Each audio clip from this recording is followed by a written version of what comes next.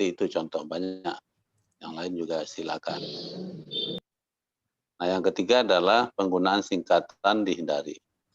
Ya, kecuali kita sudah menjelaskan sebelumnya, kemudian belakangnya disingkat. Nah, itu mungkin masih dibolehkan. Tapi kalau bisa dihindari, misalnya PTIQ. Nah, lebih baik ditulis saja Perguruan Tinggi Ilmu Al-Quran dalam kurung misalnya PTIQ. Karena tidak semua orang tahu PTIQ itu. Ya bisa aja terjemahannya lain misalnya. Ya. Penerbit Tito Indonesia apa gitu kan bisa aja. Kalau tidak dijelaskan singkatan itu. Nah, ini rambu-rambu yang ketiga. Nah, rambu-rambu yang keempat yaitu menggunakan kalimat efektif, sederhana, jelas, dan mudah dipahami. Jadi tidak usah seperti bahasa dakwah ya.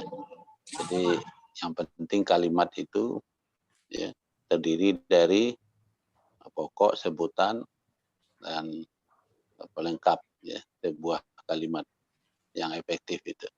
Jadi yang mana pokok, yang mana sebutan, dan yang mana pelengkap.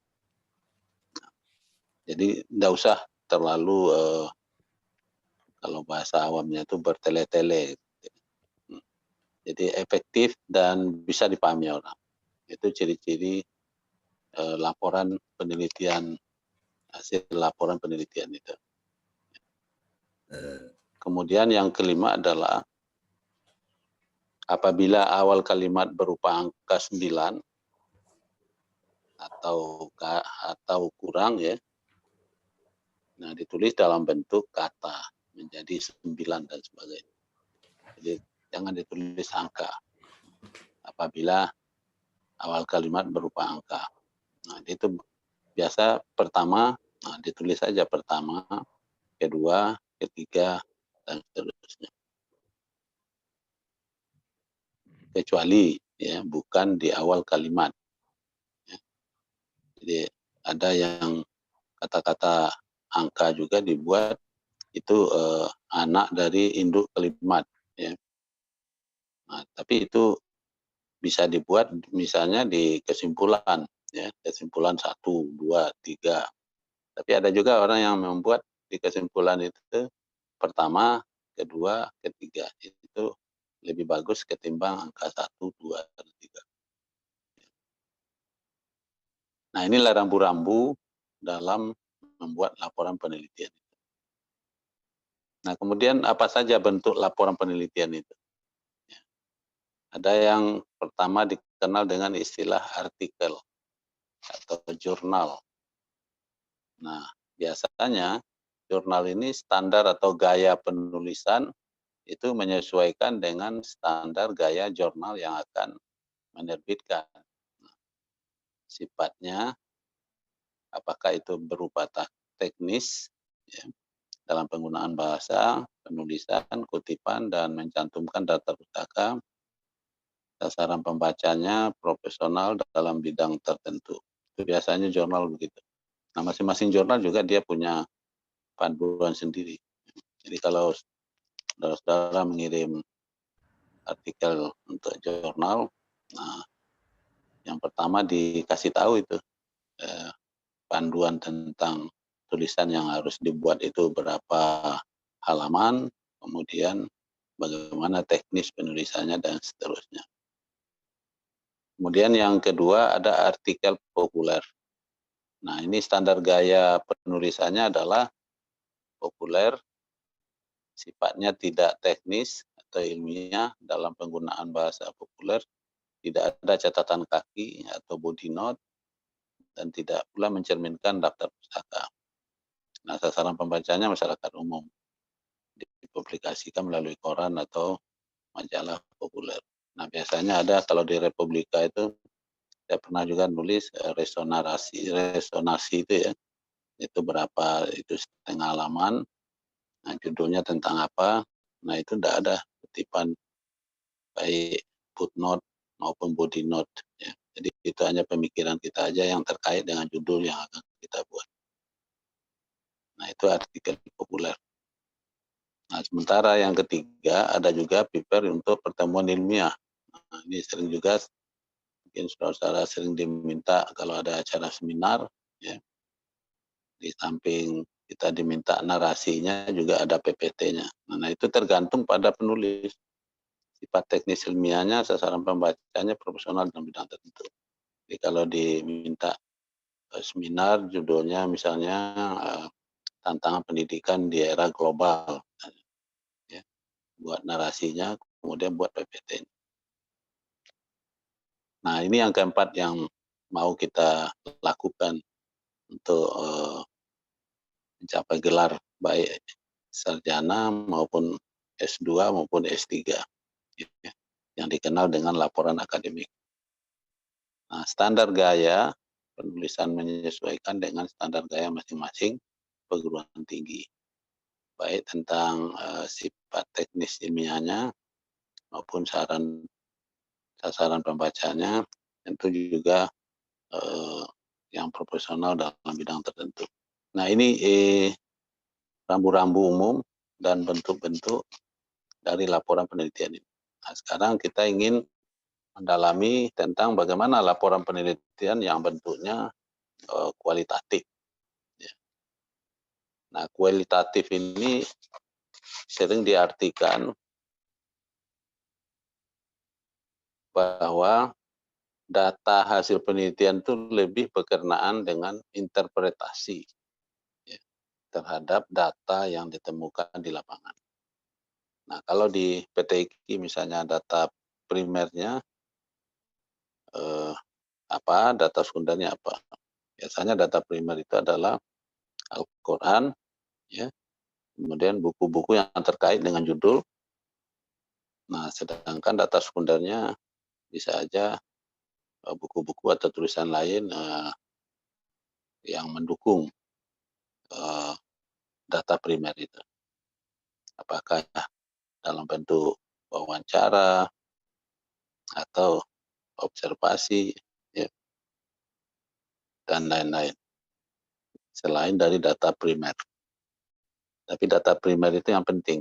Anda menulis judul apa, cari ayat-ayatnya dulu yang terkait dengan judul itu.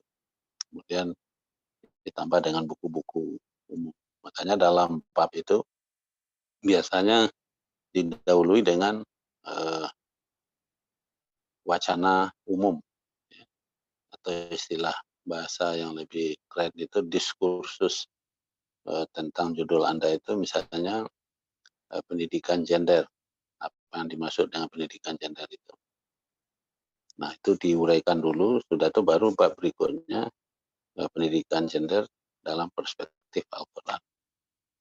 Nah, yang terakhir bab 5 itu baru nanti hasil dari penelitian kita, apakah itu konsep implementasi dan sebagainya. Nah, kuncinya di bab 4 itu sebelum bab penutup. Ya. Nah, maka saya hanya membuat 5 bab yang dikenal dengan bab pendahuluan, kemudian kajian pustaka, bab teori, kemudian ada metodologi dan ada hasil penelitian dan penutup. Ini standar. Nah, kalau kita melihat kepada panduan yang ada di PTIQ, di sini ada kuantitatif, ya, kemudian ada kualitatif. Kuantitatif itu bisa 5 bab juga. Ada bab pendahuluan, ada kajian pustaka dan tinjauan teori, ada metode penelitian, dan ada deskripsi data dan uji hipotesis. Nah, baru yang kelima penutup. Nah, sementara kualitatif, nah ini yang saya sampaikan itu. Jadi ada pendahuluan, ada kajian pustaka, ada metodologi, ada hasil penelitian, dan ada penutup. Nah, kalau di PTIQ ada 3 model penelitian kualitatif itu. Ada kualitatif studi kasus, ada kualitatif kajian tematik, dan ada yang ketiga adalah kajian tokoh. Nah, itu bentuknya berbeda di antara tiga itu. Nah, kalau studi kasus itu diawali dengan pendahuluan yang isinya adalah latar belakang, identifikasi masalah, pembatasan dan perumusan masalah, tujuan penelitian, manfaat penelitian, sistematika penulisan. Nah, sementara kajian pustaka dan tinjauan teori itu bisa ada 4 pasal misalnya. Pertama, landasan teori, yang kedua penelitian terdahulu yang relevan, kemudian asumsi, paradigma dan kerangka penelitian, yang keempat adalah D, hipotesis. Nah, sementara metode penelitian di sini dibuat di panduan ini: populasi dan sampel, sifat data, variabel penelitian, instrumen data, jenis data, sumber data, teknik pengumpulan data, kemudian teknik analisa data, waktu dan tempat penelitian, terus jadwal penelitian. Nah, tinjauan penelitian, temuan penelitian dan pembahasan itu bisa tinjauan umum, ada temuan penelitian, kemudian pembahasan hasil penelitian. Yang penting substansinya ini ya di bab 4 itu. Baru penutup, kesimpulan, implementasi, hasil penelitian, dan syarat. Itu kalau dalam berbentuk studi kasus. Nah, sementara kalau berbentuk kajian tematik, nah itu bab satunya itu beda. Ya. Nah, bab satunya itu digabung kalau di studi kasus tadi metodologi tersendiri, ya. Sementara di kajian tematik itu digabungkan ke bab 1. Ya. Jadi mulai dari latar belakang, identifikasi, pembatasan dan perumusan, tujuan penelitian, manfaat penelitian, kerangka teori, terus tinjauan pustaka, metode penelitian, pemilihan objek penelitian, data dan sumber data, teknik input dan analisa data, kemudian pengecekan keabsahan data, jadwal penelitian, dan sistematika penulisan. Nah, baru bab 2-nya wacana umum tentang judul yang terkait dari yang akan saudara tulis. Nah, baru yang bab 4-nya interpretasi ya, menurut perspektif Al-Quran.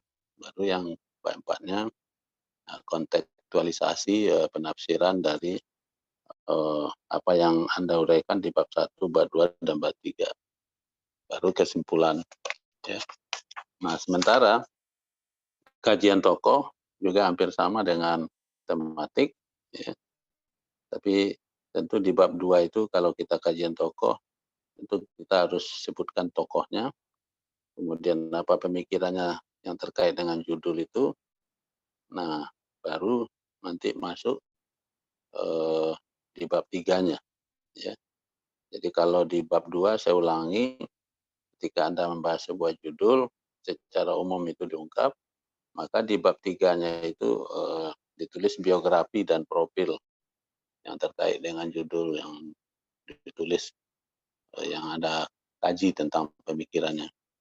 Nah, baru diklasifikasi dari perumusan masalah, sub temanya apa, ya, dan itu diungkap di bab 3 dan di bab 4 itu baru analisis kosakata. Ya, ini kalau contohnya membahas tentang kosakata bahasa Arab dan kemu'jizatan Al-Quran. Ya. Ini contoh yang ada dalam buku panduan. Nah, baru yang keempat analisis bab 4, terus bab 5 penutup. Nah, itulah yang harus saudara-saudara pedomani ketika Anda membuat laporan penelitian disertasi. Silakan apakah dalam bentuk kuantitatif atau dalam bentuk kualitatif. Ya. Walaupun juga ada yang mengatakan penelitian yang ketiga itu bisa aja gabungan dari kuantitatif dan kualitatif, seperti yang ditulis oleh Profesor Sugiono dalam bukunya kombinasi, ya, match method itu, kuantitatif dan kuantitatif. Nah, walaupun gabungan itu bukan berarti kuantitatif bersifat data-data yang harus menggunakan statistik, tapi bisa juga cukup dengan wawancara, itu sudah bisa dikatakan merupakan gabungan.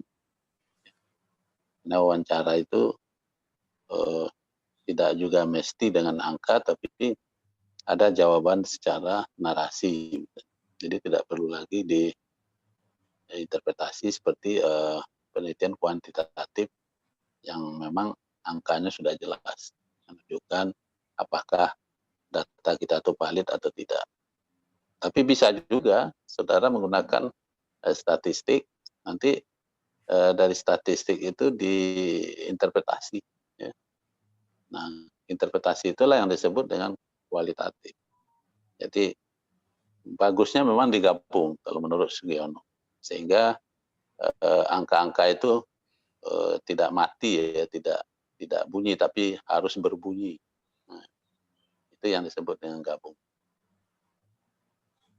Nah, kembali kepada contoh yang saya kirim, ya, saudara bisa melihat nanti kunci-kunci ketika kita bicara latar belakang itu setidaknya memuat tentang apa. Jadi, kalau di buku panduan kita ini juga ada, ya, walaupun ini rencana mau diperbaiki ya, tapi sebelum diperbaiki, saudara harus mempedomani dulu. Ya. Nah,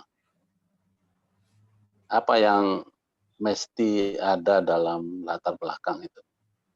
Dan minggu yang lalu Bapak juga sudah jelaskan. Ya. Begitu juga kalau kita membuat judul itu harusnya seperti apa? Judul itu singkat dan spesifik, tetapi cukup jelas memberi gambaran mengenai penelitian yang diusulkan. Itu.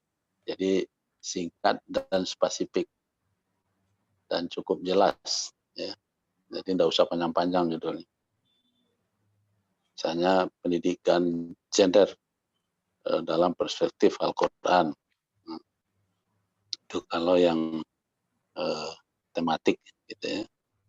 Tapi bisa juga pendidikan gender dalam perspektif Al-Quran, studi kasus di lembaga mana ya, khusus di situ belajar tentang di situ melakukan pendidikan gender, itu studi kasus. Tapi ada juga misalnya kajian tokoh ya, pemikiran Nasaruddin Umar terhadap pendidikan gender dalam perspektif Al-Quran, kajian tokoh. Nah, itu membedakan 3 model kualitatif tadi. Ya. Nah, kemudian urutan dari judul, saya kepingin judul sampai kepada kesimpulan itu harus lurus. Ya. Harus sistemik. Kalau orang Jawa bilang harus runtut. Ya.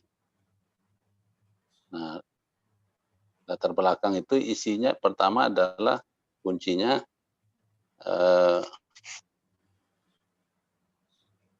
disarankan agar penulis latar belakang itu diawali dengan menampilkan berbagai data atau informasi yang terkait dengan tema penelitian, yaitu memperlihatkan tema itu berada dalam kesenjangan antara harapan dan kenyataan sehingga menimbulkan keingintahuan akademik.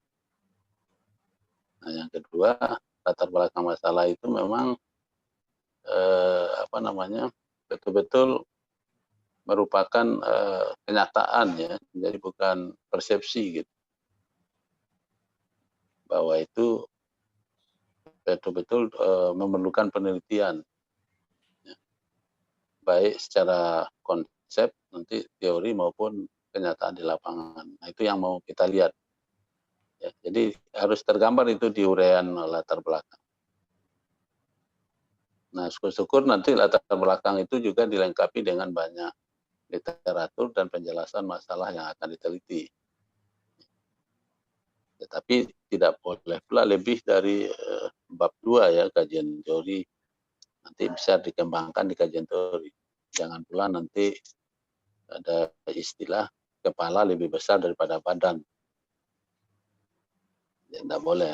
Jadi ada ukurannya. Kalau di UIN ada ukurannya itu berapa persentasenya, berapa persen itu latar belakang, berapa persen itu bab 2, bab 1, bab 4, bab 5. Ada persentase. Tapi yang penting adalah jangan sampai kepala lebih besar daripada badan. Atau sebaliknya juga kaki lebih besar daripada badan dan kepala, itu juga tidak boleh. Kaki itu maksudnya kesimpulan. Di kesimpulan itu tidak boleh lebih dari 2 halaman atau 3 halaman. Jangan pula lebih banyak kesimpulan daripada latar belakang. Terlebih, nah itu namanya bukan kesimpulan. Nah, kira-kira kalau bicara persentase seperti itu. Nah, silakan saudara yang mempresentasekannya, kira-kira pasnya itu besarnya banyak halamannya berapa. Ya. Nah, itu kalau kita bicara latar belakang. Nah, kalau di dalam tulisan saya itu disebutkan masalah yang sesungguhnya ingin diteliti, ya.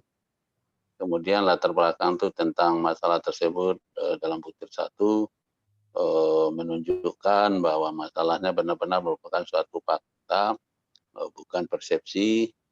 Nah, kalau masalahnya ini contoh ya, rendahnya pencapaian target pemasaran perlu disertai dengan informasi berapa yang telah dapat dicapai dan berapa target yang ditetapkan. Ini kalau bicara ekonomi ya harus jelas. Kalau kita kan ilmu sosial, tapi walaupun demikian harus jelas juga masalah yang mau kita teliti itu bukan persepsi, ya. Nah, kemudian baru signifikansi rasionalnya penting, bahwa masalah itu penting pemecahannya. Gitu. Nah, baru yang terakhir diakhiri dengan penegasan judul penelitian. Itu kata-kata kunci ketika kita menulis sebuah latar belakang. Nah, begitu juga nanti urutannya sesuai dengan bab-bab yang ada dalam buku pedoman, ya. Apakah itu di sini dijelaskan misalnya identifikasi masalah kalau studi kasus, maka kita harus mengidentifikasi dulu dari latar belakang tadi yang kita uraikan, kira-kira masalah-masalah apa saja yang ada gitu. Bisa 5, bisa 6, bisa 7. Nah, tapi nanti kita batasi ya, dan kita rumuskan. Nah, itu yang disebut dengan pembatasan dan perumusan masalah. Nah, apa itu pembatasan dan perumusan masalah? Ya. Jadi sebenarnya intinya pembatasan itu hanya satu, ya. Apa yang kita ingin teliti. Kalau menurut Sugiono, pembatasan itu ada 3 sebenarnya. Pertama pembatasan tema, kemudian pembatasan waktu, kemudian pembatasan tempat. Nah, itu kalau kita meneliti studi kasus. Ya. Hanya pendidikan gender dalam perspektif Al-Quran pada lembaga insan kamil misalnya. Nah, tempatnya jelas di insan kamil. Pembatasannya tema pendidikan gender. Nah, waktunya kapan? Bisa saja periode atau tahun 1990 sampai 1020 misalnya. Ya. Jadi gitu 1915 sampai 2020. Jadi 2010 sampai 2020, 10 tahun atau 5 tahun. Silakan aja. Itu yang disebut dengan pembatasan waktu. Tapi kita di PTIG harus dirangkum dalam sebuah narasi sehingga bisa dikatakan sebuah pembatasan. Begitu juga perumusan masalah. Perumusan masalah itu juga pada intinya satu, tapi bisa ada sub-subnya. Ya. Subnya itu bisa 2, bisa 3. Nah, itulah yang akan kita kaji secara teoritis. Ya. Tapi anaknya kalau dalam bahasa awamnya, perumusan masalah itu induknya 1, tapi anaknya bisa 2, bisa 3. Nah, anaknya ini tidak boleh lepas dari induk. Jadi kalau kita mau bikin pertanyaan, tidak bisa lepas dari induknya. Karena anak itu tugasnya adalah mendukung, membuktikan temuan kita terhadap induknya itu. Itu kira-kira bahasa awam. Nah, baru kita masuk kepada tujuan penelitian. Ya. Nah, tujuan penelitian ini biasanya adalah pengembangan yang ingin kita capai terhadap yang mau kita teliti itu. Jadi kalau tadi perumusan masalah ada anaknya 3 misalnya, nah ingin mengetahui itu, ya, ingin mengetahui bukan hanya sekedar mengetahui, tapi ingin menganalisis atau ingin menemukan. Jadi bahasa-bahasa di disertasi itu jangan hanya mengetahui di tujuan itu. Ya. Kalau mengetahui itu simpel sekali, ya. Tapi ingin menemukan atau ingin menganalisis dari sub-sub perumusan masalah tadi. Nah, baru beranjak pada manfaat penelitian, manfaat teoritis, praktis, kemudian akademis. Ya, silakan. Baru yang terakhir sistematika penulisan. Nah, itu bab 1 kalau penelitian kita studi kasus. Lain lagi dengan kalau penelitian kita tematik. Nah, lihat buku pedoman, begitu juga tokoh. Ya. Urutannya itu harus sama dengan buku panduan. Nah, baru masuk kepada kajian pustaka atau tinjauan teori. Nah, tentu saja kita berharap dalam kajian pustaka ini yaitu mengapa, nah ini kalau judulnya tentang kenakalan remaja misalnya ya, rumusan masalahnya mengapa kenakalan remaja di Kecamatan Sukamaju meningkat, bagaimana strategi mengatasi kenakalan remaja di Kecamatan Sukamaju. Nah, ini judul dari sub-sub yang akan kita urai di kaji pustaka, kemudian faktor apa penyebab kenakalan remaja, kemudian strateginya, kemudian silakan Anda mau kembangkan. Yang penting di bab 2 itu kajian atau diskursus umum yang terkait dengan judul yang akan kita bahas. Baru nanti di bab 3-nya itu dalam bentuk perspektif. Ya. Nah, bab 4 temuan atau hasil penelitian yang memang kita harus narasikan di bab 4 itu. Nah, terakhir penutup. Nah, itu sebenarnya kerangka berpikir ketika kita membuat sebuah laporan penelitian. Nanti silakan saudara baca lebih rinci ya, baik yang saya kirim maupun yang ditulis oleh Sugiono maupun yang ada dalam buku panduan. Tapi lagi-lagi saya tegaskan untuk disertasi Anda harus berpedoman kepada buku disertasi yang ada ini. Tadi saya hanya memberikan standar umum bahwa sebuah penelitian itu setidaknya seperti itu, tapi boleh lebih, kurang yang tidak boleh. Ya. Nah, kalau di PTIK ini ada panduan tambahan apa yang sudah dirumuskan oleh kawan-kawan di PTIK. Saya pikir itu ya sekedar pengantar. Nah, nanti bisa kita kritisi seperti Umi kemarin menampilkan proposal. Kira-kira sudah pas proposalnya sesuai dengan buku panduan atau tidak. Apakah penelitian itu studi kasus, tematik, atau tokoh. Silakan, cukup dari saya sebagai pengantar diskusi kuliah kita ini, nanti bisa kita lebih dalami lagi, berkembang di diskusi gitu. Silakan ketua kelas, tadi siapa yang mau tampil? Pak Yasir. Abdul Yasir, monggo Pak Abdul Yasir yang proposalnya sudah siap. Sudah siap. Prof, saya mau bertanya dulu. Oke, silakan. Begini Prof, seperti yang dijelaskan oleh Prof tadi bahwa disertasi kita tidak mungkin menggunakan satu pendekatan saja. Pasti di-mix lah ya antara kuali dan kuanti. Nah, idealnya prosentasenya itu seperti apa ya Prof ketika kita nge-mix atau mencampur antara kuali dan kuanti? Apakah di PT IKI ada standar tertentu? Jadi kalau misalnya kuantinya 30%, terus kemudian kualinya 70%, apa seperti itu, atau 50-50, itu yang pertama. Terus kemudian terkait dengan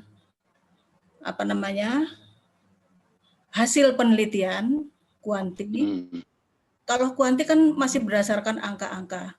Otomatis ketika kita tarik kepada wilayah pendekatan kuali, itu bahasa yang kita pakai atau narasi yang kita pakai kan bahasa kita sendiri. Nah, otomatis itu akan berkembang bahasanya sesuai dengan imajinasi kita gitu. Ya tentunya berdasarkan dari hasil penelitian yang kita lakukan. Nah, kemudian bagaimana kaitannya dengan footnote? Karena itu kan bahasa kita, bukan mengambil dari atau mengutip bahasa dari jurnal atau dari buku begitu. Bagaimana footnote-nya itu seperti apa, Prof? Misalnya kita sudah menganalisa dari hasil penelitian itu sudah 4 halaman gitu. Terus apakah tidak perlu footnote, cukup seperti itu, atau ada penjelasan apa di bawahnya, atau seperti apa, Prof? Mohon penjelasannya. Terima kasih, Prof. Ya. Jadi kalau gabungan itu ya, itu tidak ada persentasenya, berapa kuanti, berapa kuali ya. Nah, karena susah juga mempresentasikannya itu. Tetapi yang penting substansinya ada. Substansi kuanti itu seperti apa, substansi kuali itu seperti apa. Itu yang dimaksud dengan penggabungan itu. Kecuali misalnya jumlah lembaran. Kalau lembaran itu memang harus ada. Misalnya kita di PT IKI berapa? 200 minimal misalnya. Itu ada. Ya. Mulai dari pendahuluan sampai kesimpulan. Tidak termasuk lampiran. Nah, itu ada. Nah, dari 200 itu persentasenya seperti apa? Misalnya pendahuluan pengantar itu 15 sampai 20 halaman. Kemudian bab 2 itu 15 sampai 20 halaman misalnya. Bab 3 itu berapa halaman ya. Kemudian baru bab temuan ya, inti berapa halaman bab 3. Nah, kemudian jumlahnya dengan penutup 200. Kira-kira ada yang persentase seperti itu ada. Ya, tapi kalau ditanya persentase kuanti berapa halaman, kuali berapa halaman, itu tergantung. Kalau kita menggabungkan misalnya dengan kuali, data yang kita temukan itu kemudian kita interpretasinya hanya berapa halaman. Ya. Dan tidak ada ukurannya itu. Nah, tergantung imajinasi intelektual kita. Jadi dasarnya ada dari statistik. Angka-angka yang memang membuktikan signifikansi dari temuan itu. Nah, terus yang kedua tadi apa pertanyaannya? Lupa Bapak tadi. Footnote, tentang footnote. Ketika footnote. Kita analisa dari penelitian. Kalau kita interpretasi atau analisa kita tidak perlu pakai footnote. Yang perlu pakai footnote adalah pendapat-pendapat yang sebelum kita analisa itu.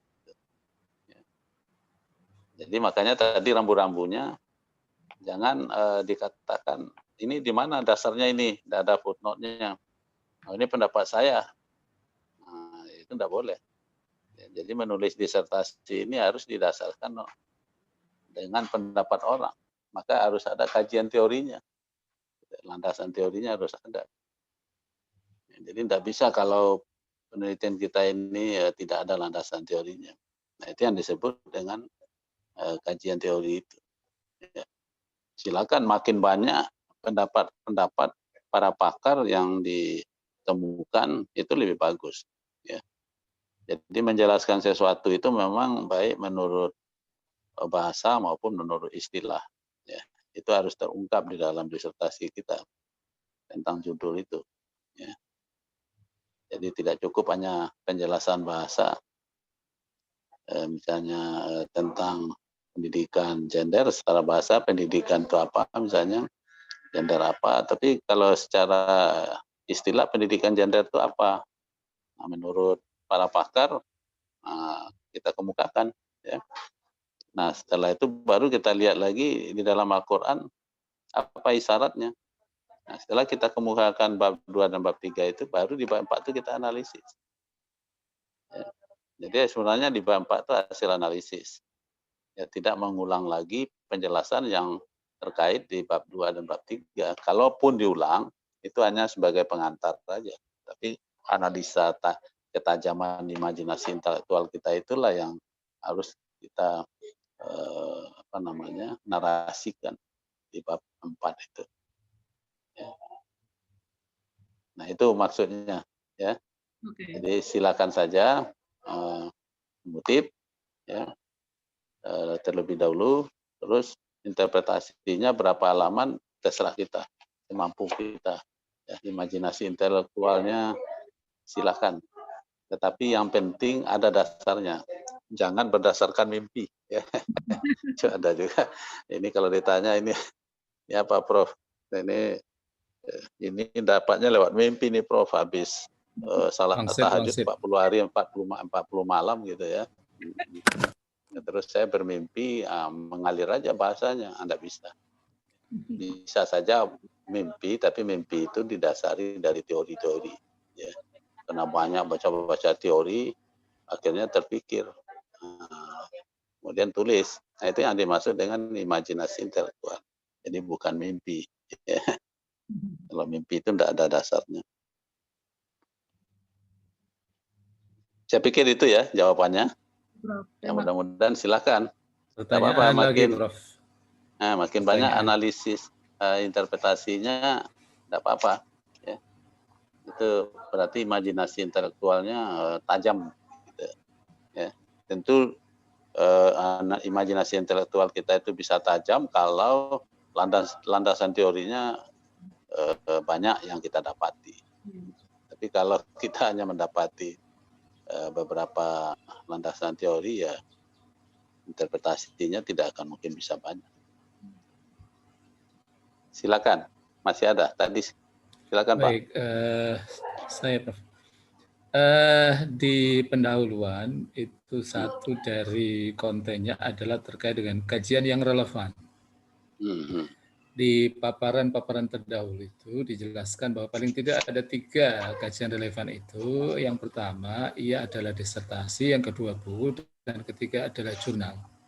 Yang menjadi pertanyaan, Prof, kalau di disertasi tidak ada, setelah melakukan pencarian gitu ternyata kajian yang relevan di disertasi itu nggak ada, tapi yang ada adalah tesis, itu misalnya.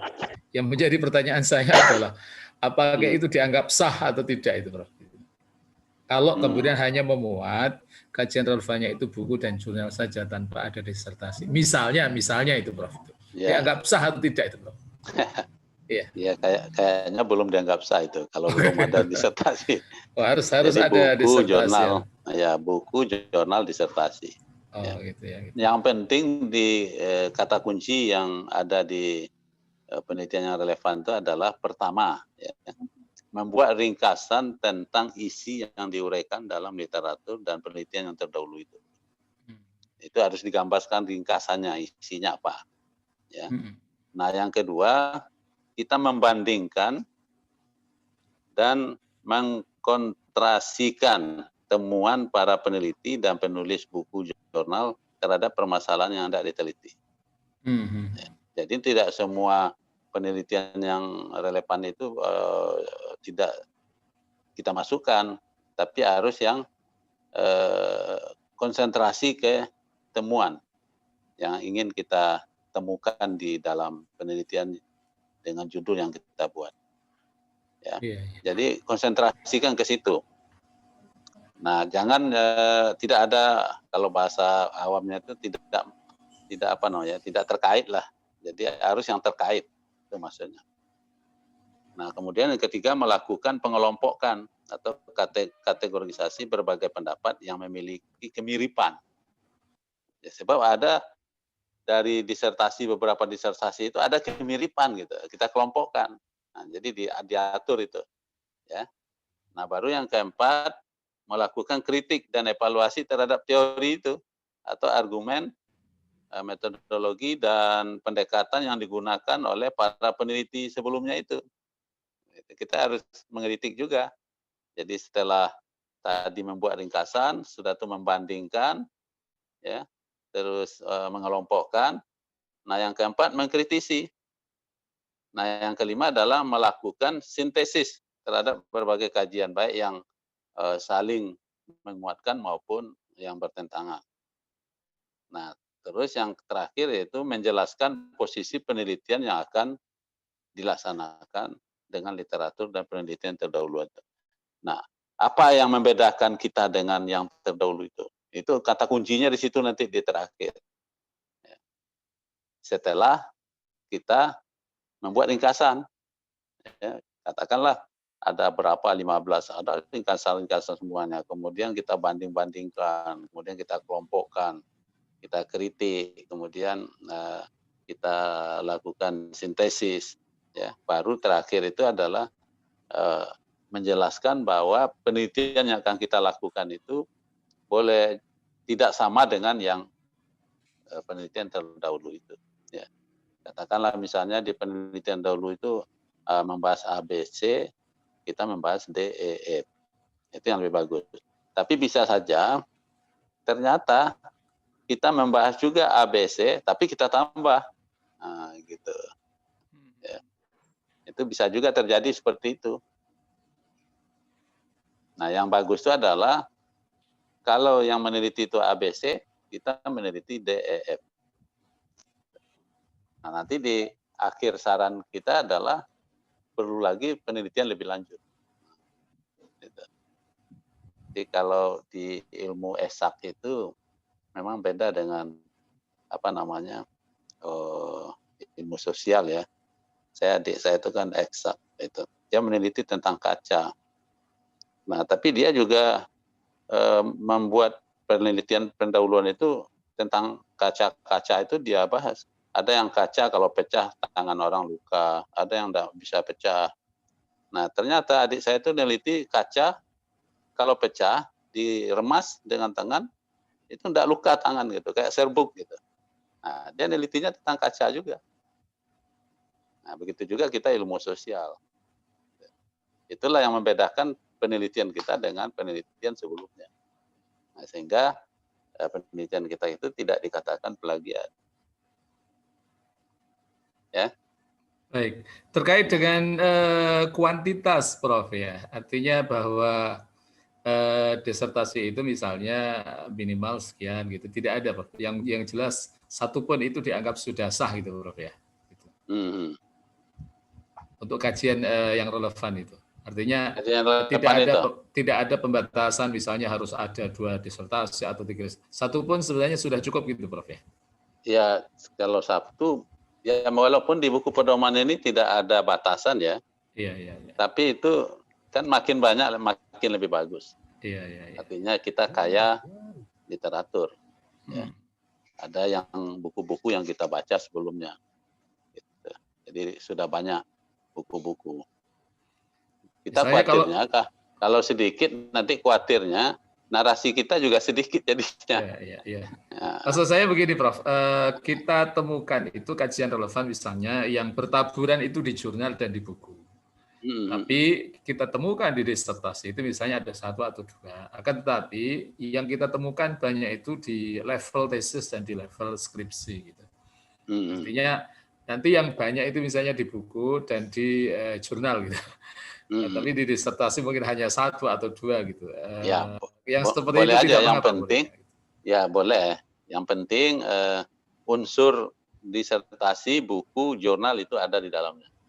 Nah, kalau jumlahnya tidak dibatasi, apakah buku itu lebih banyak atau jurnal lebih banyak atau disertasi lebih banyak. Tidak ada Oke. juga dalam buku panduan saya baca. Ini mungkin masukkan juga untuk buku panduan berikutnya. Kalau di UIN itu lebih banyak jurnal.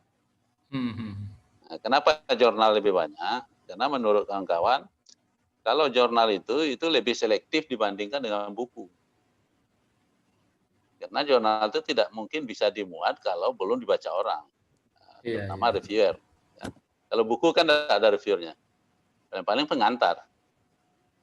Ya, pengantar misalnya karena dia menghormati seseorang tokoh, nah dia minta pengantar dari tokoh itu terhadap bukunya, paling itu.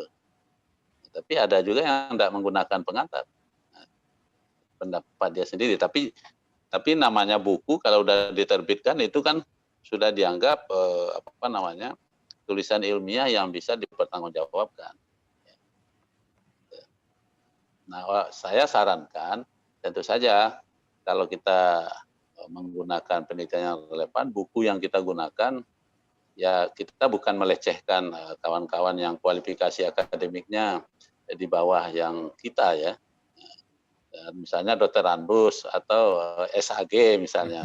Sementara kita mau jadi doktor. Nah, buku yang digunakan buku Safruddin SAG misalnya. Nah, itu kan kurang anu aja, kurang kurang elok aja gitu. Walaupun kita sadar bahwa si Safruddin SHG itu bagus juga logika penulisan bukunya gitu. Tapi mungkin ada buku yang ditulis oleh seorang profesor. Itu kan lebih bagus. Sebab kalau seorang profesor itu kan dia sudah punya istilahnya kebebasan akademik ya, yang dia pertanggungjawabkan secara yuridis ketimbang mereka yang SHG tadi gitu. Nah, SKG itu kebebasan akademiknya belum ada itu. Ya. Nah, itu kira-kira begitu. Tapi bukan berarti tidak boleh sama sekali. Kalau logikanya masuk misalnya, ya bisa juga. Tapi itu bukan menjadi bahan yang utama. Tapi menjadi bahan penunjang. Nah, kira-kira begitu. Ya. Ada satu poin lagi, Prof. Mungkin saya minta maaf terkait dengan batasan temuan. Temuan itu apakah dalam konteks konten atau dalam metodologi itu juga masuk dalam sebagai temuan gitu?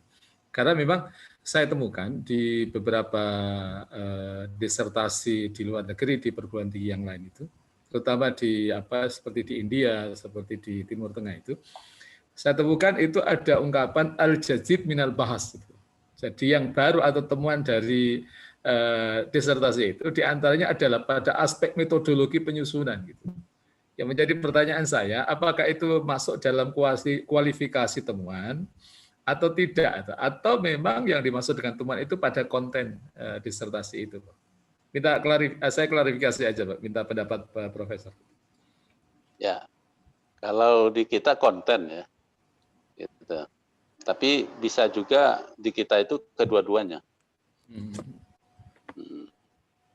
Nah, di buku panduan itu belum dibuat itu, ya. Iya. Nah, belum dibuat itu. Iya. Tapi pada umumnya konten. Iya. Nah, kalau bahasa standarnya itu adalah kalau saya selalu mengatakan temuan itu adalah sesuatu yang memang di luar teori yang di latar belakang tadi kan ada antara teori dan kesenjangan. Iya. Ya. Nah, bukan hanya jawab dari rumusan masalah itu, dari teori itu. Kalau jawaban itu kesimpulan. Nah, kalau novelty itu adalah temuan di luar itu gitu. Dan cukup satu paragraf. Iya. Makanya di abstrak itu dibuat temuan penelitian ini adalah ditemukan juga setelah kesimpulan gitu. Jadi bahasanya di abstrak itu gitu. Nah, ternyata temuan kita itu, nah di paragraf berikutnya di abstrak itu sejalan dengan pendapat ABC. Tetapi juga tidak sejalan dengan pendapat si yang lain. Nah, itu yang disebut dengan perdebatan akademik. Makanya di sebuah disertasi itu harus ada perdebatan akademik setelah temuan. Nah, di atas kesimpulan. gitu Iya, kan. iya, iya. Nah, baru metodologi. Metodologi yang kita gunakan apa untuk mendapatkan temuan itu. Bisa kualitatif yang model di PTQ studi kasus, tokoh dan tematik, bisa juga gabungan atau kuantitatif. Dan itu dibolehkan. Sepertinya lebih fleksibel di buku panduan kita ini. Ya, Iya, iya, iya. lebih fleksibel gitu. Nah, yang Oke. penting secara teknis kita harus menggunakan ini, ya. Oke, makasih Prof, makasih. Ya, Makasih. silakan dinarasikan nanti. Baik, makasih Prof, makasih. Baik, makasih. Silakan.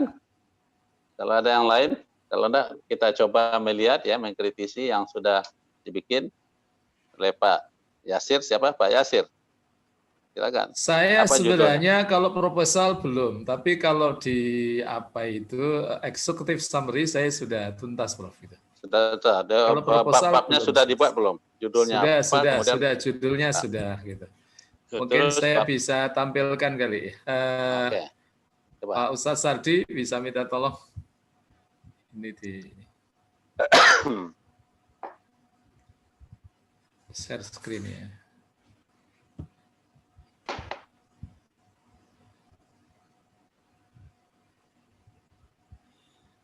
Ini judulnya Prof.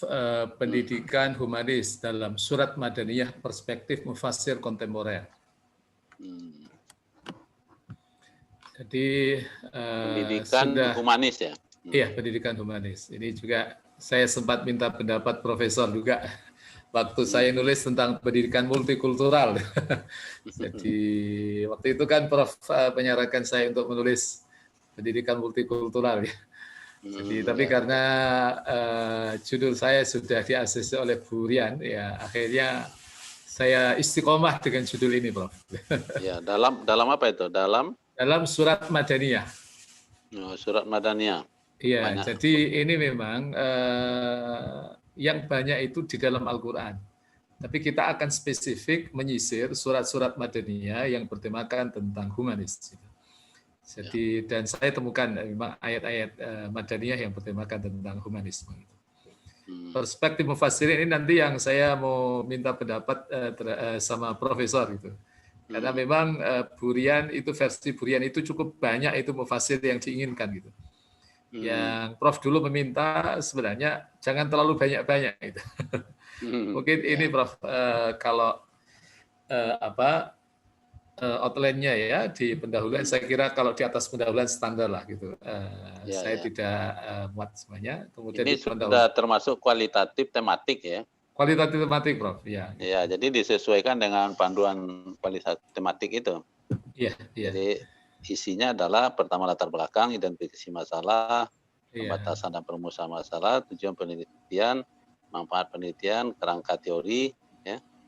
Kemudian tinjauan pusaka atau penelitian terdahulu yang relevan, kemudian metode penelitian, pemilihan objek penelitian, data dan sumber data, teknik input dan analisa data, dan pengecekan keabsahan data, jadwal penelitian, dan sistematika penulisan terakhir. Ada jadwal Prof. Ya. Kita bahas jadwal nanti ya. Oke, nanti saya masukin di situ. Supaya sama dengan panduan. Iya, baik Prof. Ya. Nah, baru yang kedua masuk wacana umum tentang humanisme itu. Iya, saya di bab 2 masuk di diskursus terkait dengan pendidikan humanis. Ya. Saya paparkan tentang pengertian pendidikan humanis. Saya nggak tahu kalau teman-teman beberapa dosen itu istilah pengertian katanya agak kurang elok itu. Tapi menurut profesor bagaimana Prof itu? Bahasanya yang tepat pengertian atau pendidikan humanis dalam perspektif tokoh atau bagaimana itu? Nggak usah kata-kata pengertian. Jadi misalnya di judulnya itu kan diskursus ya. Iya. Tentang pendidikan humanis.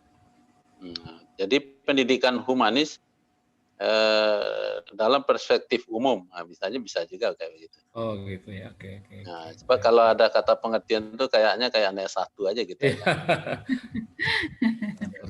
Ya sempat di ini ya. Walaupun dalam pembahasannya tentu diawali dari pengertian juga, ya dari konteks bahasa maupun istilah. Jadi nanti kemukakan para pakar harus menemukan.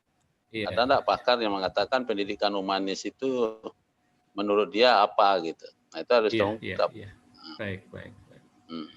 Saya sudah banyak baca jurnal, buku sebenarnya, Prof. Gitu. Jadi saya juga sudah memapping saran beberapa dosen ya. Jadi kalau ada misalnya membahas tentang pendidikan humanis, masukin saja di satu file gitu ya. Jadi nanti tinggal kemudian meraciknya gitu, merangkai dengan ungkapan-ungkapan kita itu. Kemudian setelah itu masuk di sejarah pendidikan humanis, kemudian landasan pendidikan humanis, dehumanisasi pendidikan, komponen pendidikan humanis, kemudian klasifikasi pendidikan humanis. Ada pendidikan humanis religius dan ada pendidikan humanis sekuler. Kemudian masuk pendidikan humanis dalam pandangan beberapa tokoh. Saya nggak tahu ini Kak.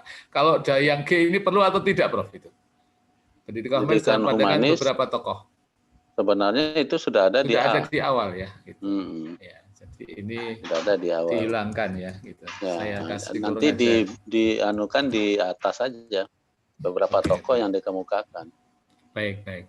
Saya kasih tanda. Ini klasifikasi ini apakah istilahnya klasifikasi atau jenis-jenis? Coba nanti dilihat teori-teori yang baik. Kalau saya membaca di jurnal para penulis itu mereka cenderung ke klasifikasi, Prof. Gitu. Oke. Tapi nanti coba saya cek ulang gitu. Saya cek ulang dan masukannya nanti saya ini jenis ya, jenis atau macam apa ya. Nanti saya cek di jurnal tuh. Insya Allah, Prof. Gitu. Mana yang pas bahasanya. Baik. Ya, yang penting ada landasan teorinya. Iya. Ya, gitu. Kemudian yang ketiga, karena ini perspektif mufassir, maka di bab 3 Bu Rian menyarankan memaparkan tentang mufassir kontemporer dan coraknya. Karena ini nanti mereka yang memberikan pendapat tentang pendidikan humanis dalam surat Madaniyah. Jadi cuma memang saya nggak tahu nanti masukan Prof seperti apa. Ini cuma berapa orang mufassir? Ini kata Burian itu mintanya 5 itu, Prof. Waktu itu profesor kan bilang, ini jangan 5, 3 saja ini. Karena kalau 5 ini nanti nggak selesai itu.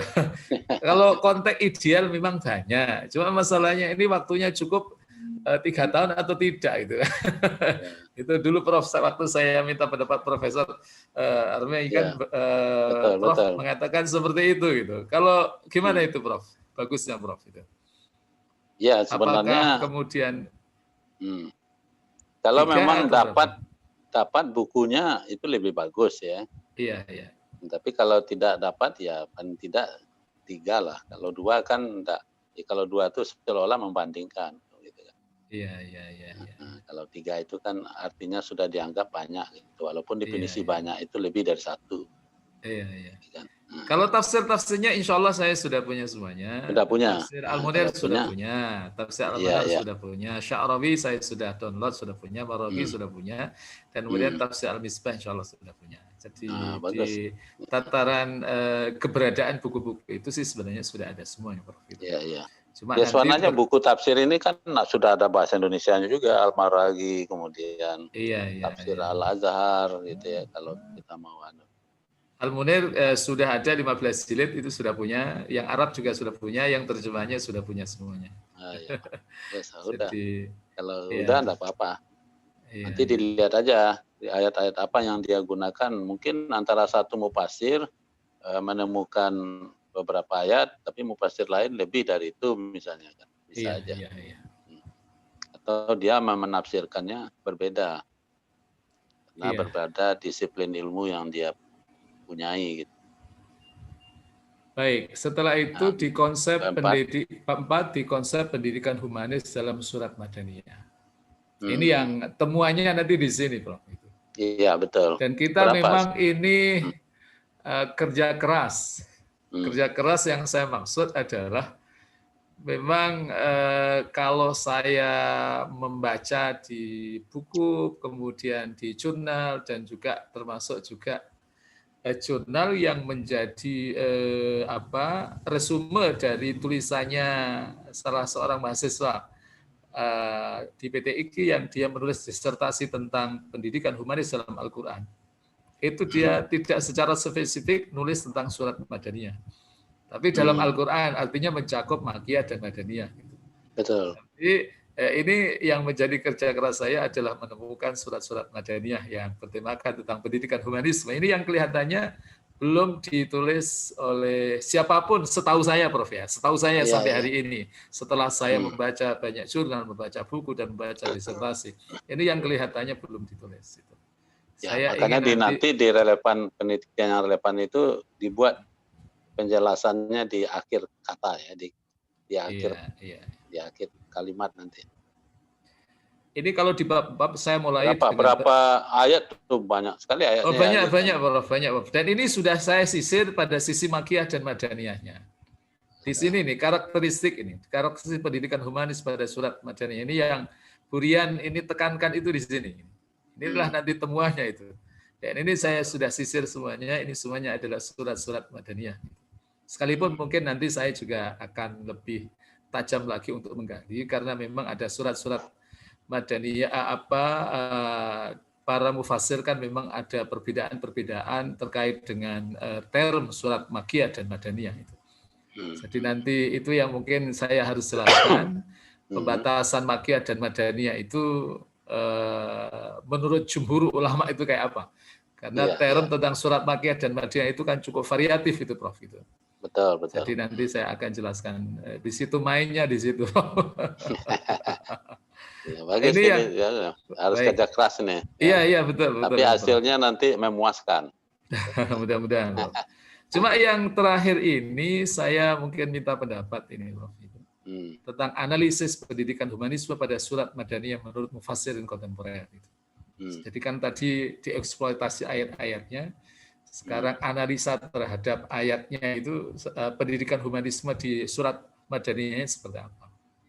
Itu saya masuk di penafsiran mufassir kontemporer tentang ayat-ayat pendidikan humanis dalam surat Madaniyah, ayat tentang transendenti, tentang kasih sayang, pluralisme, tentang keadilan, egaliter, tentang kesamaan itu, toleransi dan demokrasi.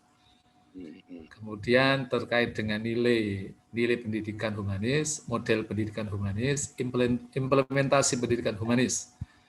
Nah, ini yang D ini bagaimana, Prof? Kalau menurut Profesor itu implementasinya itu. Yang mana? Yang D, Prof. Ini berapa itu? Itu poin-poinnya berapa itu? Ada 4 poin, Prof.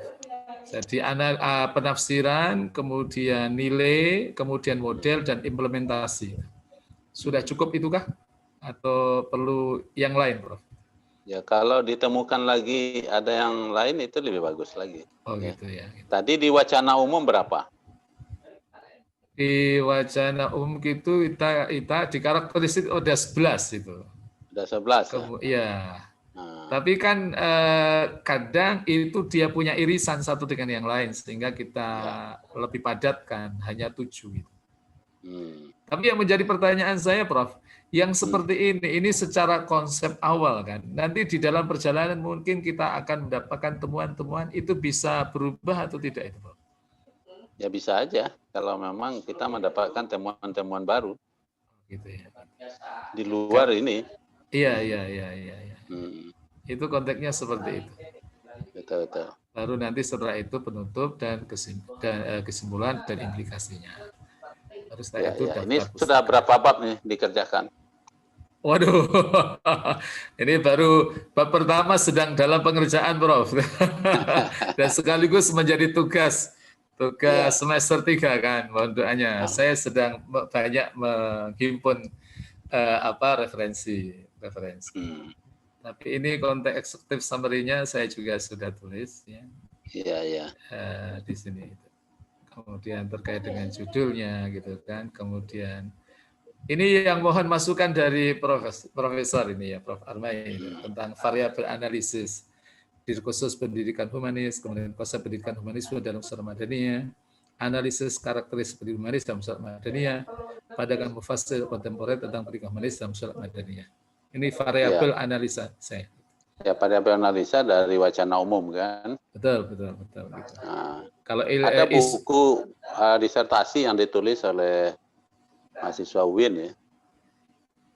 Itu pemikiran Malik Fajar. Apa namanya? Pendidikan humanis menurut Malik Fajar. Oh gitu, baik, baik, baik. Ada disertasi. Itu nanti bisa dan itu sudah dicetak juga bukunya kayaknya. Oke, baik, baik. Makasih Itu informasinya, Prof. untuk menambah di wacana umum tadi. Baik, baik. Pendidikan humanis menurut Malik Fajar, Prof. Malik Ya. Fajar. Oke, Malik baik, baik. Fajar. Terima kasih. Gitu. Kalau wilayah keilmuannya, pendidikan humanis pada surat Malik tujuan interpretasi para filsuf kontemporer. Kesimpulan yang akan dibangun, Al-Quran adalah kitab yang mengusung nilai-nilai pendidikan humanis. Di antara buktinya adalah banyaknya surat-surat Madaniyah yang menjelaskan tentang nilai dan pendidikan humanis. Bukti lain adalah pandangan mufassir kontemporer yang membicarakan tentang humanis dalam surat Madaniyah, terutama tokoh seperti Wahbah Zuhaili, kemudian Rashid Ridha, Mutawalli Sya'rawi, Ahmad Mustafa Al-Maraghi, dan Quraish Shihab. Ini sementara kesimpulan sementara, Prof, yang ingin dibangun. Ya. Tapi ini nanti kan persyaratan untuk mengajukan judul kan harus dibuat formatnya seperti ini kan. Iya, betul. Nah, ini kalau persetujuan judul ini udah disetujui nih. Iya. Nah, Insyaallah. tinggal ujian proposal lagi kan. Iya, itu betul. Nah, Kemudian proposal berapa bab? Proposal itu kan kita ada 6 bab, Prof. Itu. Seperti tadi di outline kan ada 6 bab kan gitu. Ya, tapi yang paling tidak selesai bab 1 dan bab 2 sampai bab 3. Sampai metodologi atau apa? Kalau ujian proposal kan saya belum, Prof. Belum ya? Belum ya gitu. Makanya kita di semester ini ingin berikhtiar lah gitu kan untuk bab 1 tuntas, kemudian nanti masuk di bab untuk di 1,5 tahun berikutnya insya Allah mudah-mudahan tuntas dan selesai 3 tahun persis. Gitu. Ya ini kan baru semester 3 kan? Iya baru semester 3 Prof. Gitu masih ada 1,5 tahun gitu.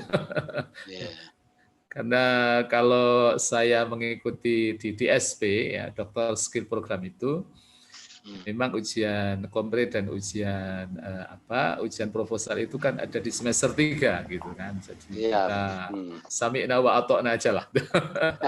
Karena memang sengaja ketika ada mata kuliah kajian proposal itu kita bisa belajar, bisa membenahi apa yang salah dari apa yang kita tulis itu, Prof.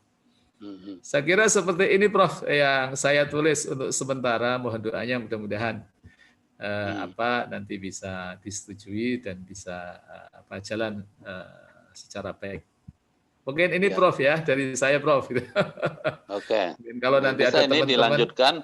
baik, nanti Prof, kan bisa dilihat contoh desain proposal dalam buku pedoman itu halaman 14 sampai halaman 17 ya. Masya Allah. Hafal halamannya Profesor ya. Subhanallah. Oke, makasih Prof. Makasih. Mungkin yang lain mungkin. Assalamualaikum warahmatullahi wabarakatuh. Waalaikumsalam. Salam. Ya, yang lain siapa? Ada? Apa-apa. Ini kalau bisa diselesaikan 6 bulan, ya nanti perjalanan ujian-ujian proposal, kemudian pendahuluan ya atau laporan akhir, itu baru promosi. Ya. Memang ada wacana itu ada edaran dirjen itu dokter itu harus 3 tahun gitu. Tapi kalau saya menerjemahkannya 3 tahun masuk semester 5 itu udah 3 tahun namanya. Jadi tidak harus menunggu selesai semester 6 gitu. Ya. Insyaallah. Kalau kita di UIN menerjemahkannya begitu. Jadi dia semester 5 sudah boleh ujian. Masya Allah. Inginnya begitu, Prof. Inginnya. Mudah-mudahan. Makasih, Prof. Makasih. Baik, makasih ya. Kita sudah punya gambaran kawan-kawan semua, baik yang dari Bu Umi maupun dari Pak Yasir ya. Nah, ini memotivasi yang lain ini. Iya. Dioret-oret aja dulu apa judul-judul yang merasa. Jadi memang pada umumnya peneliti itu ada faktor objektif dan subjektif ya. Nah itu lebih cepat kalau kedua faktor itu kita punya gitu. Ketimbang kalau hanya faktor objektif saja. Ya.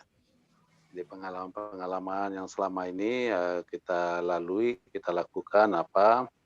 Nah nanti pengalaman itu didukung oleh faktor objektif. Itu lebih cepat juga. Karena sudah meresap ke jiwa kita gitu. kita sudah melakukan itu dan kita senang terhadap itu, nah, sehingga menjadi judul. Silakan Ibu yang lain, Bu Siti Mariam, barangkali sudah ada. Saya belum Prof, belum. Cuman Belum kalau ya? judul sudah. Judulnya apa? Pendidikan ketahanan keluarga dalam perspektif pekerjaan. Nah ya itu bagus itu. Sedang mengumpulkan apa namanya jurnal. Ibu sudah punya dapat teori enggak yang dimaksud dengan ketahanan keluarga itu menurut siapa? Ya belum Prof. Ini saya baru sedang baca-baca jurnal, terus kemudian beberapa disertasi, terus kalau buku belum. Nah makanya tadi yang ditanyakan sama Pak Muyasir sebenarnya mau saya tanyakan juga itu tentang apa namanya, seandainya kita tidak menemukan atau tidak mendapatkan judul yang mirip dengan yang kita bahas yang ada di disertasi, tapi justru adanya di jurnal-jurnal gitu. Sama seperti itu sebenarnya saya. Karena yang di disertasi ini saya baru temukan yang tentang ketahanan keluarga itu yang kebanyakan tuh umum itu Ustaz. Prof. Jadi kalau yang di perspektif Al-Quran atau yang bernuansa Islami itu belum saya temukan gitu, atau mungkin saya masih belum banyak membaca gitu. Tapi sementara kalau yang di jurnal itu sudah banyak gitu. Sudah banyak ya. Ini masuk ketahanan keluarga itu apa? Jadi ada teori ya, yang Ibu pakai gitu. Ya, nanti teori itu baru dioperasionalkan. Coba udah pernah diklik di Google yang cari dari definisi ke bahasa dulu. Ketahanan keluarga itu maksudnya apa? Sebelum menurut pakar. Coba Ibu klik di Google, ketahanan keluarga adalah. Nah, coba. Nanti setelah dari definisi bahasa itu muncul nanti para pendapat pakar. Ya. Coba di Google. Klik, ketemu enggak yang dimaksud dengan ketahanan keluarga itu apa? Itu landasan kita berpijak. Ya. Kalau enggak ngambang nanti kalau kita tidak punya teori tentang itu, baik menurut bahasa maupun istilah. Apa di Google petunjuknya,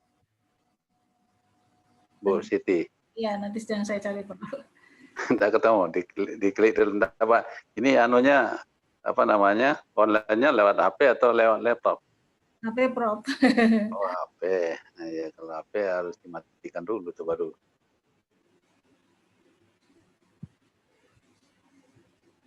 Ini untuk membantu Ibu aja, memudahkan Ibu. Nanti baru cari buku disertasi yang kaitannya dengan itu.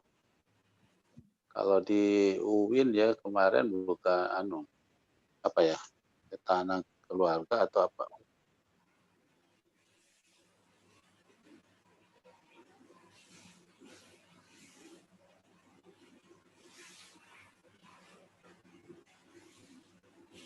Jadi fakta yang menunjukkan ketahanan keluarga itu apalagi pada masa pandemi ini. Iya betul. Nah, banyak. Jadi Ibu harus didukung juga data-data itu nanti. Jadi Ibu pergi juga ke kantor KUA ya, lihat kejadian terjadi berapa kasus. Nah, baru nanti seharusnya tidak terjadi itu kalau menurut teori apa gitu. Supaya keluarga itu tahan kalau punya apa. Nah, nanti Ibu lihat di Al-Quran. Tapi sebelumnya harus ada wacana umumnya dulu. Ya. Kalau di Malaysia itu ada namanya pendidikan pranikah. Ya. Dan itu ada 5 modul kalau tidak salah saya. Jadi ada modul pertama itu misalnya fikih nikah ya. Terus ada manajemen keluarga, manajemen keuangan, kemudian membangun keluarga sakinah mawaddah warahmah, kemudian yang kelima itu manajemen kesehatan. Nah, itu merupakan syarat untuk nikah. Sehingga nanti kalau dia sudah nikah dan dia udah dapat ilmu itu, perkawinannya langgeng, gitu, tahan. Nah, itu bisa juga menjadi landasan berpijak ibu itu.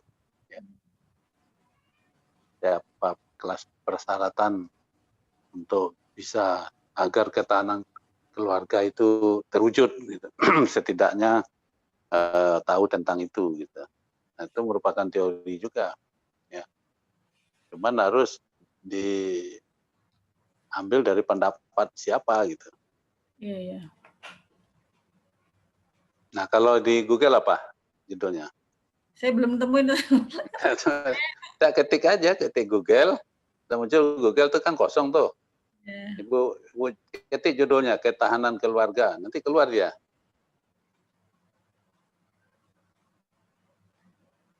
Kita dibantu dengan yang lain, siapa teman? Ketahanan keluarga merupakan fondasi ketahanan nasional karena keluarga sebagai sistem mikro mempengaruhi sistem yang lebih besar yang ada dalam masyarakat. Guru Besar Ketahanan dan Pemberdayaan Keluarga IPB, Profesor Dr. Wisunarti, MSI, menyatakan keluarga sebagai unit sosial terkecil adalah penentu kualitas hidup. Kualitas hidup mencerminkan kualitas hidup bangsa. Hal tersebut juga sejalan dengan ketahanan di keluarga mencerminkan ketahanan nasional, ungkapnya. Ketahanan keluarga diimplementasikan seberapa keluarga memenuhi peran dan tugasnya, tegas Ais ketika menjadi narasumber. Ya, nah itu baru pendapat Prof apa tadi? Ais, Prof. Is. Ya. Is apa namanya? Sunarti. Sunarti. Dari apa? Dosen IPB atau dari mana dia? IPB. IPB. Iya, dia enggak salah saya, dia itu. Apa namanya? Kepala pusat studi apa dia itu? Studi. Jadi di Bogor itu banyak, ada ketahanan pangan, ada ketahanan keluarga, pusat studinya banyak sekali. Ya. Nah, itu baru pendapat satu. Pendapat yang lain, Ibu cari itu. Ya. Lain dari nanti Ibu buat indikatornya. Nanti bisa dikatakan keluarga itu tahan kalau kayak ya, tadi ada klasifikasi ya. Iya. Nah, jadi Ibu buat itu indikator-indikator, itulah yang nanti Ibu cari secara teori dan di lapangan, ya, sehingga ditemukan jawabannya gitu.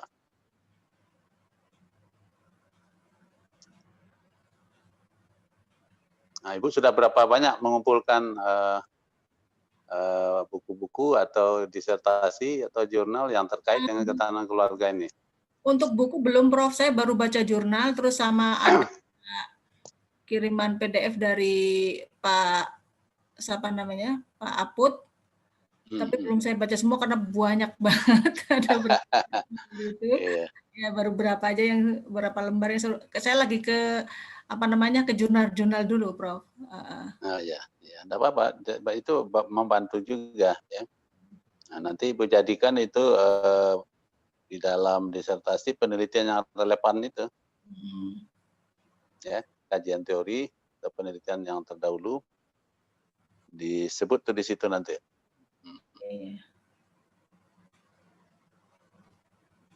Judulnya singkat sekali. Tadi pendidikan ketahanan keluarga dalam perspektif Al-Quran, begitu aja ya? Iya. Ya, enggak apa-apa begitu, enggak Pak.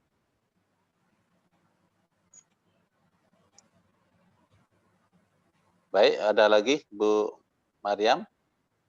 Cukup? Ya, lanjut aja, menurut Bapak lanjut. Ini kan ada faktor subjektifnya juga itu, Ibu melihat banyak terjadinya perceraian ya. Ya betul, apalagi di masa pandemi. Masa pandemi ini. Dari masa pandemi itu. Ya, termasuk guru-guru juga. Sudah ada waktu saya pelatihan guru itu, dia mengatakan ke saya ini sudah enggak waras lagi, Prof, katanya. Wah, jangan enggak waras. Kalau Ibu enggak waras, guru saya bilang bagaimana anaknya. Ya. Jadi apa yang menyebabkan Ibu enggak waras? Nah, dia cerita. Nah, enggak waras itu bisa dijadikan solusinya. Tuh. Nah, solusinya ada dalam Al-Quran. Itu nanti Ibu Siti juga begitu. Ya. Mengungkap ayat-ayat yang terkait dengan ketahanan keluarga itu. Baik, terima kasih Ibu Siti ya. Nah, yang lain masih ada waktu. Silakan.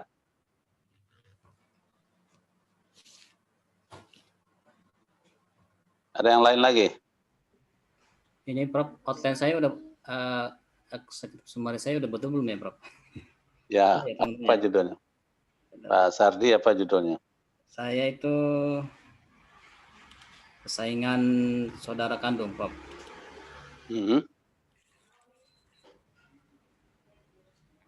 Perkawinan.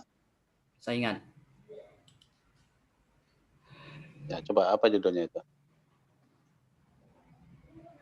Ini penanggulangan persaingan saudara kandung pada remaja perspektif Al-Quran. Penanggulangan persaingan.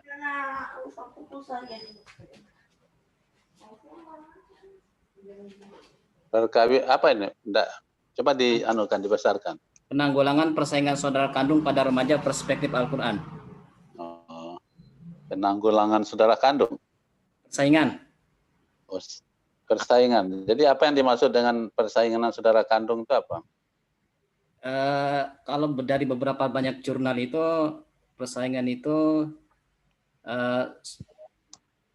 usaha anak-anak itu untuk memperebutkan kasih sayang, timbulnya kecemburuan anak-anak sehingga itu ada kalanya sampai menimbulkan adu fisik dari anak antara saudara kandung itu karena ada ketidakadilan dalam pengasuhan orang tua. Kalau dalam istilah psikologinya ini disebut orang-orang bilang sibling rivalry.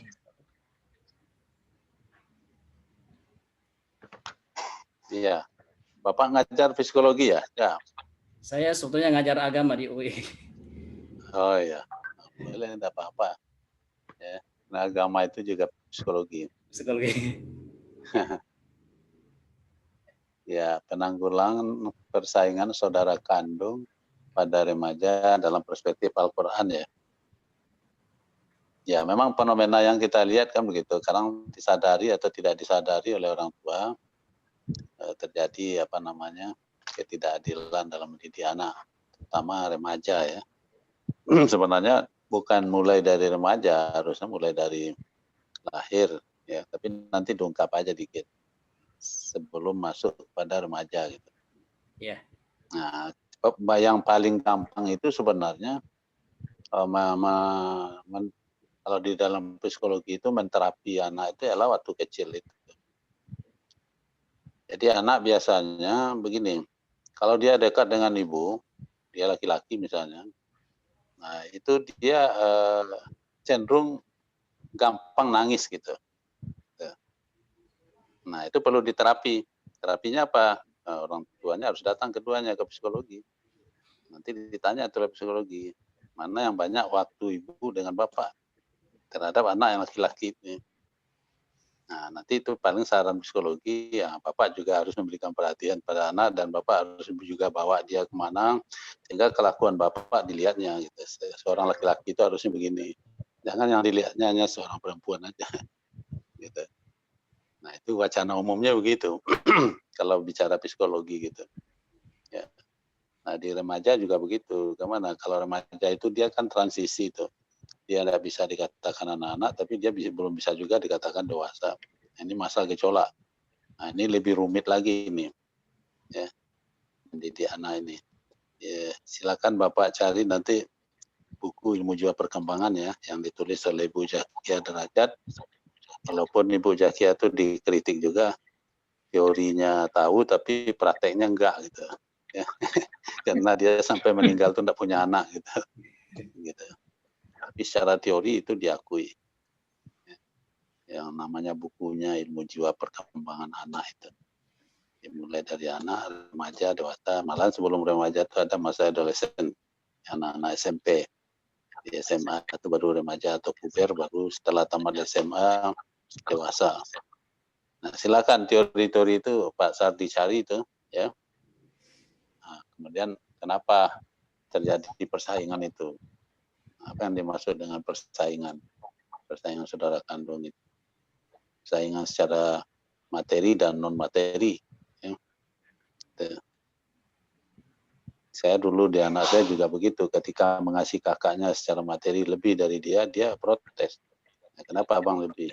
Nah, karena kebutuhan abangnya lebih besar dibandingkan dengan kebutuhan dia. Dan itu harus ada penjelasan. Jadi komunikasi itu harus dibangun. Ya, kalau tidak dibangun komunikasi, maka persaingan itu jadi berlarut-larut. Nah, itu yang menyebabkan anak sehingga setelah dia dewasa, dia masih ingat masa ketidakadilan itu. Nah, ini coba Pak Sardi ungkap nanti itu. Ya. Ini sudah selesai seperti Pak Yasir juga belum? Sebenarnya saya baru perubahan judul sama Bunda Rian. Ya, Bu Rian sarannya apa? Jadi karena awalnya kan cuma sibling literally gitu ya. Pertama saya cuma sibling literally perspektif Al-Quran, kemudian katanya cari padanan bahasa Indonesianya.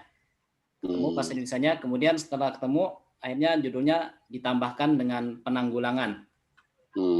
Kemarin juga minggu kemarin sama teman-teman ini kenapa di sini dikasih kata remaja supaya lebih fokus, karena kalau persaingan antar anak yang masih kecil itu kan masih tidak membekas gitu ya sampai besar gitu ya, karena kan kalau anak kecil hari ini berantem besok nanti sore juga sudah akur lagi, berbeda dengan sudah remaja.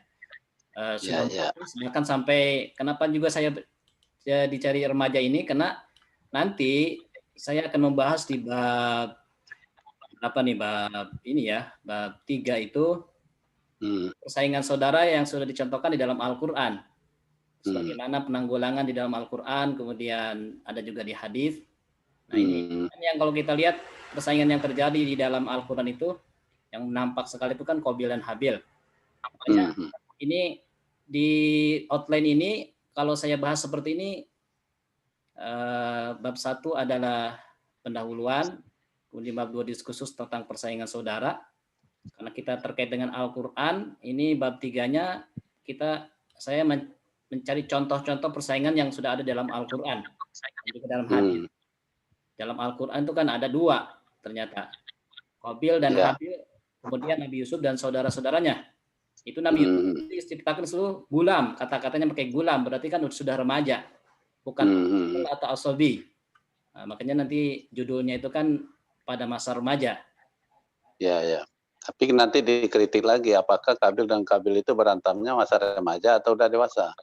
Nah, yang jelas itu sebelum nikah itu kan, karena sudah mau nikah itu kan. Sehingga saya jadikan itu masih remaja berarti. Kalau nikah itu udah remaja ya berarti, atau sudah dewasa? Kalau menikah itu kan udah dewasa. Udah dewasa ya. Jadi definisi remaja itu nanti mungkin lebih baik dibatasi dengan umur. Iya. Coba dicari buat teori yang mengatakan itu umur. Jadi umur remaja itu sampai berapa. Jadi kalau dikritik nanti apakah Qabil dan Habil itu masuk remaja atau tidak. Ada dasarnya kalau dilihat umur remaja. Kalau ditemukan kira-kira umur Qabil dan Habil waktu berantem itu berapa. Ada enggak tafsir yang membahas tentang itu? Iya, baik. Terus masalah umur ini kan antara di Timur Tengah dengan di Indonesia kan beda. Balik di Timur Tengah itu lebih cepat dibandingkan dengan di Indonesia. Coba Aisyah dulu nikah umur berapa itu? Ya. Aisyah 9 ya. Ya. Karena dia kalau perempuan itu kan ditandai dengan men, itu kalau dia udah lewat remaja ya, tapi apa bisa dikatakan remaja atau dewasa itu? Kalau di kita kan mendefinisikannya dewasa kan. Kalau dia Pak, dewasa itu balik ya. Sorry Pak Profesor, kalau di psikologi perkembangan itu kan ada istilah remaja dari 13 sampai 19 tahun. Terus nanti masuk ke dewasa muda, terus ada dewasa madya dengan dewasa akhir. Jadi kalau Pak Sardi based on psikologi, then I think ke psikologi perkembangan ya. umur-umur itu dijelaskan di psikologi perkembangan. Ya. Jadi kalau saya lihatnya mereka nih dewasa muda. Jadi antara transaction dari remaja ke umur yang ya waktunya mereka menikah waktunya kan mereka dah fall in love, then mereka sudah ada attraction, itu ada description dari psikologi perkembangan itu jelas banget. Jadi dari psychologically kepribadian mereka itu akan seperti apa perubahan dari remaja ke dewasa muda.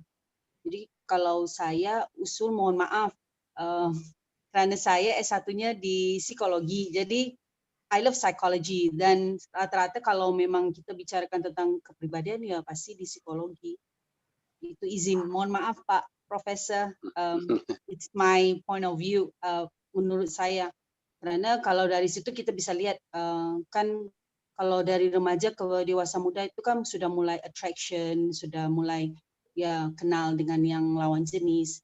Jadi mungkin dari psikologi perkembangan itu jelas perbedaannya. Jadi dari remaja ke dewasa muda, awal dewasanya itu. Mohon maaf Pak Sardi, Pak Profesor, paling mohon maaf sekali. Iya. Tapi Pak, itu kan teori. Jadi harus kita menggunakan teori. Ya. Jadi usulan Umi gimana tentang punya saya ini? Kemarin kan Pak Mulyasir mengusulkan remaja dengan alasan-alasan tertentu kemarin ya. Tapi ketika saya nyontohkan Qabil Hobil ternyata terpentok di usia dewasa muda itu. Gimana Bu? Ya, dewasa muda. Makanya harus dilihat itu anunya ya, tafsir Habil dan Habil itu berumur berapa waktu itu, kalau dasarnya umur. Mudah-mudahan ketemu. Nanti mungkin ketemu ya. Atau di tafsir itu tidak menyebutkan umur, tapi menyebutkan istilah dewasa muda atau dewasa. Nah, coba nanti pas ayatnya nanti. Jadi kalau pengujinya para mufasir nanti dipertanyakan itu, terutama Hamdani Anwar gitu kan. Ada buku Prof yang mungkin bisa membantu Pak Sardi terkait dengan masalah melacak sisi usaha. Itu bukunya Ibnu Katsir, Al-Bidayah wa Nihayah.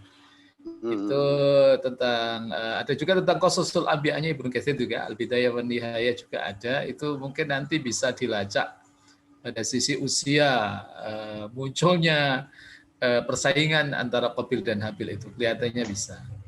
Dan kalau kemudian tadi disinggung oleh Umi Wahidah terkait dengan masalah usia perkembangan ya, saya kira banyak buku yang menjelaskan tentang itu. Dan ada ternyata memang saya dulu S2 saya nulis tentang masalah konsep pendidikan remaja. Itu ada uraian tentang remaja yang cukup rinci, mungkin nanti saya bisa berikan sama Pak Sardi. Alhamdulillah. Jadi ternyata memang remaja itu juga ada grade-nya juga gitu. Ada tingkatan-tingkatan, ada remaja pemula, ada remaja middle, ada remaja akhir, itu memang ada gitu. Dan saya ada referensinya cukup lengkap gitu. Saya ambil dari satu buku namanya Tarbiyatul Murahik fil Quran. Jadi pendidikan usia murahik, usia remaja dalam Al-Qur'an itu ada itu. Jadi mungkin nanti saya bisa berikan untuk sebagai bahan rujukan lah.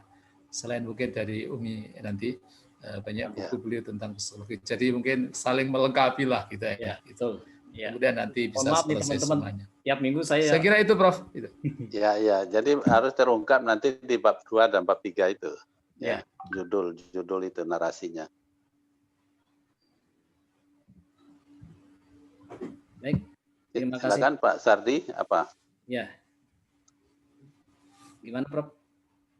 Ya, ini udah bagus anunya ini. Cuman tadi teori yang mendasari judul itu.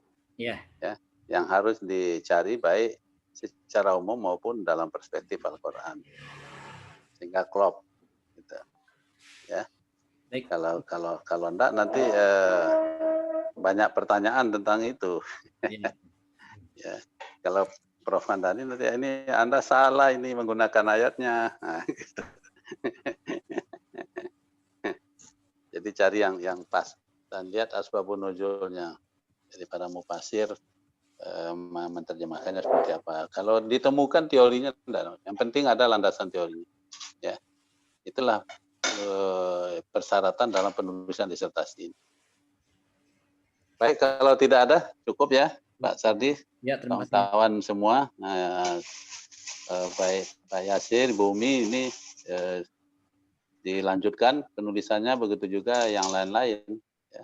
Jadi ini di akhir pra proposal, sehingga terwujud proposal yang sebenarnya.